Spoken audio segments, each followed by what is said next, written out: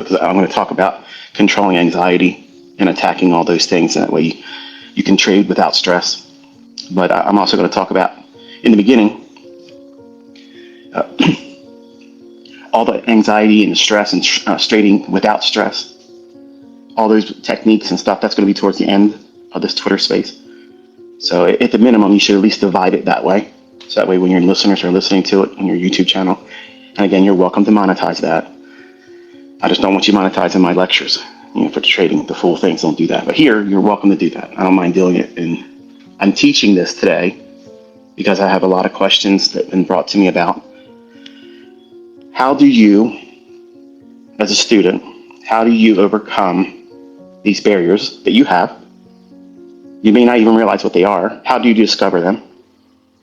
How do you work forward to get through all those things? And then what happens if you can't do it because you are wrestling with some kind of a mental illness? Maybe you're at your wit's end, maybe external stresses, not the market itself, but they're all compounding. And you feel like your world's constricting and you just can't focus. You can't do anything right. You feel like impending doom. That's the latter portion of this Twitter space today. Or what should we call it? X space? I just refuse to call it X. Sorry, Elon. So, I hope you're all doing well. I've thought about how I wanted to deliver this kind of conversation. I know some of you like to walk around or exercise or do whatever. And when we do the exercises or talk about the exercise in the latter portion, please don't be using any kind of vehicle. Don't be trying to do it while you're driving, because you'll see they have a physiological response to it immediately, which will be very surprising to some of you. But there's a lot of new students this year, and the 2024 mentorship for Caleb is kind of like hitting on all cylinders right out the gate, because I'm taking you right in front of all of the live price action. And I'm explaining things, making you aware of what my focus would be at the time, at that moment, watching price action. Now, as a trader, in the beginning, you don't know what you don't know. And when you discover things that you didn't realize were so important, it's sometimes very easy to discount it. Meaning that you might think to yourself, well, I feel a little anxious because I have too much on the trade, or I just took a loss and I'm already back in the market. And you feel that discomfort, like something's just not right. A new trader that's rushed to go into trading with real money will look at that and say, well, I don't want to be a wimp. Okay, I don't want to be a softie and feel like I'm getting scared or shook out of the marketplace, because if we were all in the locker room of the arena that is trading, and I'm in the boys' room and we're all changing, and they look at me and they ask me, hey, how'd you do today? Were you nervous? You look nervous. You don't want to show any kind of signs of weakness. No way, I can't do that. So, as a new trader that rushes to put money in before they learned how to trade, before they discovered everything that's holding them back and they don't realize it yet, they'll have these little triggers, these little moments where their subconscious starts talking to them about, hey, look, are you sure you want to be right where you're at right now? Are you sure you want to be doing what you're doing? And in the beginning, you're so, especially for the men, you're so keyed up on trying to be impressive to other people instead of simply relaxing and trying to do this for yourself. There's nothing selfish about that. There's zero selfishness. You absolutely need to be self-centered and self-focused in the beginning as a developing student. That is not something that is unchristian. It's not something that's egotistical or narcissistic. You need to put yourself inside of a fortress of solitude.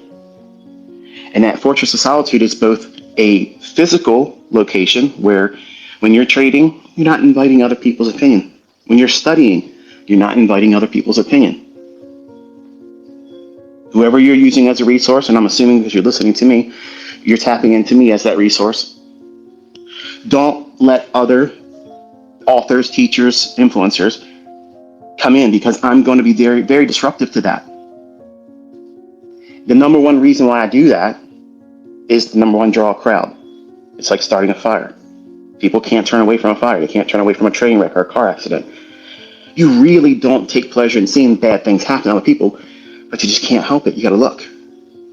And I have used those things to garner a crowd. Well, you don't want to do that with your own trading. You don't want to do that with your own development, because what you're going to do is you're going to invite other people's opinion. Where when I market myself for free, never paid for it, I invite the opinions of others. And I make it polarizing because it makes other people talk. And there's no faster viral marketing campaign than you can have is if you can make something divisive. That's why pro wrestling, the scripted stuff, that's why it was so popular for so long. It's all scripted, and it's manipulation of the audience. But if I can encourage you as a student to try to remove that stuff from your learning and your studying, to other people that might sound cultish. And I can see that, and I use that, I embrace that, because that perspective eliminates the ability for outside influences to mess you up, because you have to discover who you are. I've had students come to me, go through all the things that I put them through, and they say, you know what? This doesn't suit me. I don't think I should be a trader. And that's maturity. It doesn't mean that the stuff that they were learning doesn't work. This means that they weren't trading at all. They just can't do it. And why put themselves through it? So I want to kind of like invite that opportunity for all of you, because trading is absolutely not for everyone. There's going to be some things that you're going to encounter while you're trading, while you're learning to trade. When you lose money, you don't know what that feels like until it happens. And all the coping skills that I'm going to teach at the end of this Twitter space may not be enough to get you through it and past it. You might just say, you know what, this doesn't feel right for me. And if it happens to be you that feels that way, you know what? Put it aside for a little while, maybe 6 months. And if you feel the urge to come back to it, maybe not with me, but someone else teaching, if they can prove that they have something that works and they have other people that have learned what it is they taught, and they're proving profitability and consistency, there's nothing wrong with going to someone else that teaches you how to do investing or trading or reading price action or whatever you want to call it. But if you come to me, I encourage rather aggressively that you need to cut all other sources of information off. Because in my group, we're known as very, very confident, pompous, egotistical, narcissistic. These are all descriptive terms, because when my students learn what it is that I teach, that part of my persona rubs off on them, because they can do things that they see other people incapable of doing. When everybody else is out there trying to talk other individuals down, our community talks each other up. That's important. That's a characteristic that nobody likes to spend too much focus on, because it counters most of everything that's going to be negative that you're going to encounter as a student of mine. You're going to feel like, wow, man, this is a cult. I don't want anybody thinking bad about me. You're not going to meet these people. You're not going to have dinner with them. You're not going to invite them over to Thanksgiving dinner or Christmas. You're not going to celebrate the New Year, drinking champagne with them at the turn of the New Year. But you're elevating their sense of worth and impact and influence over you through fear. And what are you fearful of? How other people are going to look at you. How other people are going to be able to judge you on the basis of who you learned from, what you believe and don't believe about a market algorithm. They're all talking points, and every side and every angle believes that they are the right side. So how can you imagine the impact of frustrating, conflicting input from other people's opinion in the beginning when you first start learning? It causes paralysis. It causes you to feel like, am I wasting my time? Am I wasting my time? My question is did the people you see on YouTube proving that they're being profitable, that the companies that pay them out, that are interviewing them, you think they just gave that money to them for free? I don't have any affiliates with anybody. None. So it serves me and them no direct gain by making it public knowledge that the people that they paid out in their profitable trades are my students. So we have receipts, and there's new individuals coming forward all the time using the same information that you have at your fingertips for free. I have created an environment. You always see these guys advertising. They'll say, this is a no risk opportunity. But act now, because if you don't do it, there's no telling how long I'm going to keep this for free or have this discount or something to that effect. That's pressure sales. You should feel relaxed. I'm not getting paid here. This is why I'm doing this here too, because I'm not monetized on X or Twitter. I don't have any monetization on there at all. Zero. To be honest with you, I don't even know how to do it if I wanted to do it. And I don't want to do it. I could put this in a G-rated narrative on my YouTube channel and collect ad revenue off of that. But I want to talk to you like a friend.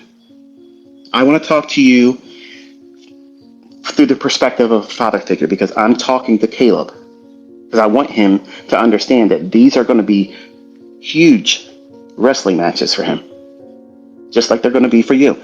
And for some of you, you're going to discover that, wow, I went through that and I thought I was losing my mind. I thought I was just being, incapable of learning. No, this is very hard to do, folks, because you're wrestling yourself.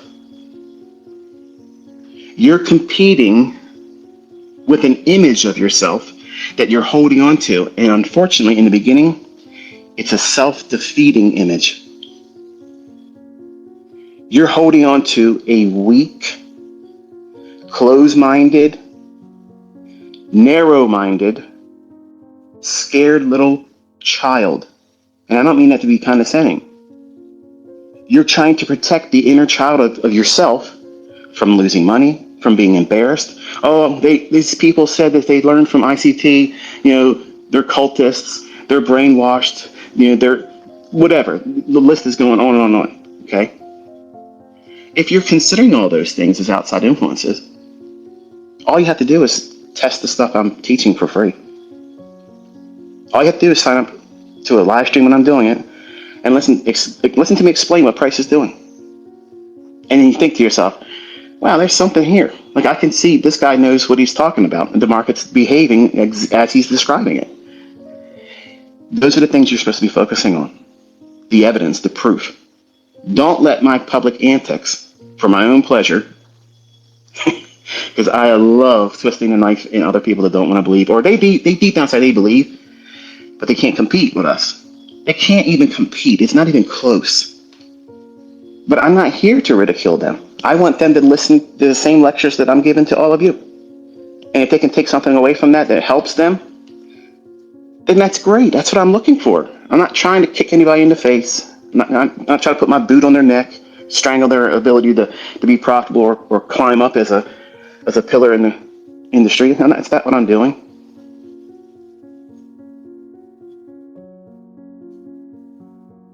If you don't guard your fortress of solitude, that means your physical location where you study. That means your family members can't be in the room with you. If you have children, God bless them, they can't be in the room with you. Your spouse, whether being supportive or not, and chances are they're probably not going to be supportive.